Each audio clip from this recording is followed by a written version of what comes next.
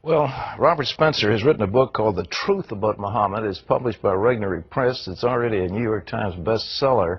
Robert, we welcome you back to the 700 Club. Thanks for being with us. Thank you. Thank you for having me back. Okay, the Koran, central book. You pointed out that a great portion of it is actually Muhammad justifying himself, like he's going to go to war, so he writes part of the Koran to justify. He wants to take his daughter-in-law as a wife, so he writes something to justify it. His little girl, Aisha, 9-year-old bride, is accused of adultery, so he does something to justify that. That doesn't sound like a book for all people of great moral truths. No, it certainly isn't, Pat. He got convenient revelations throughout his career. Revelations that, as you say, they justified what he wanted to do. And as a matter of fact, Aisha, his wife, remarked on that. When he did take Zainab bint Jahsh, the wife of his adopted son, as his own wife, and justified it by a divine revelation, Aisha said, "It seems that Allah is always ready to rush to grant you your desires," and that is indeed the case. Is this Quran actually a fraud? He borrowed extensively, what, from Jewish, Christian, Zoroastrian stories? Yes. There's a great deal of influence. There are a lot of scripture stories from both the Old Testament and the New Testament in the Quran, but they're not repeated as if someone is working from the written copy. It sounds as if he heard these stories told and then retells them and presents them as his own divine revelations. Are you willing to say on this program that this essentially was fraudulent, that these revelations that you said in one place they come from Satan? I mean, what is the source? Was he just deluded or what? Well, certainly they're fraudulent, and certainly in one place he said himself that they came from Satan. I mean, this was a notorious incident in his career, which was immortalized by Salman Rushdie in his book, The Satanic Verses. But he didn't make that up.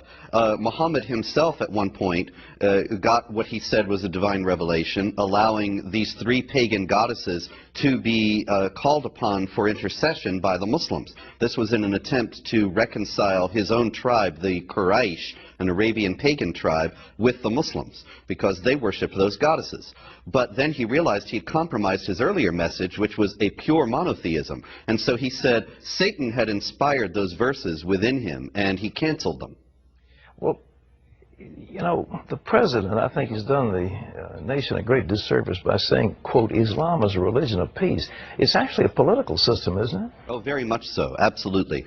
As a matter of fact, the year 1 in the Islamic calendar is not when Muhammad was born or when he died or when he got what he said was his first revelation from God. The first year of the Islamic calendar is when Islam became a state, when Muhammad became a political and military leader. And Muhammad himself taught that the Muslims must wage war against unbelievers, offering them first, inviting them, in their words, to accept Islam, and if they refused that, inviting them to adopt the second-class status of the dhimmi, the second-class status that Jews and Christians suffered under for centuries under Islamic law, or third, to go to war with them. So conversion, subjugation, or war are Muhammad's orders for how to deal with non-Muslims, and that has been something that Muslims have obeyed throughout history. Robert, the West, a few years ago, you know, the famous Battle of Tours, when the Muslims were turned back at Tours and they began to recede into Spain, the West was united against this force. Right now, we don't seem to be united. We have political correctness. We don't want to call these people who they are. We say, oh, it's just the terrorists. It's not the good Muslims. What's the deal? Well, there are peaceful Muslims, but unfortunately they do not have a leg to stand on in the teachings of Islam. All the sects of Islam that are considered orthodox and all the schools of Islamic law teach that warfare against unbelievers is part of the religion. We can be thankful that many Muslims don't pay attention to that, but we're deluding ourselves if we think that there is some benign core of Islam that does indeed teach peace. When Muslims say that Islam is a religion of peace, they're referring to the peace that will come to the world when the whole world obeys Islamic law, and that peace must be reached through violence. What are we going to do? We seem to, because we're failing in our Christian beliefs, we don't seem to have a core set of values that can stand up against this militant faith or militant system. What are we going to do to counter it? Well, I think we do need to do exactly that to recover our own values, and not just Christians, but we need to group together, I think, all the victims and potential victims of the Islamic Jihad. Christians, Jews, Buddhists, Hindus, everyone come together and say, look, we believe in the equality of dignity of all people, we believe in the equality of rights of all people before the law, we believe in freedom of conscience. These are all principles that come from the Judeo-Christian tradition, and I think we need to stand up for them unapologetically and say this is being challenged by those who wish to impose Islamic law upon us, and we're going to resist. If we don't do it, what's the consequence?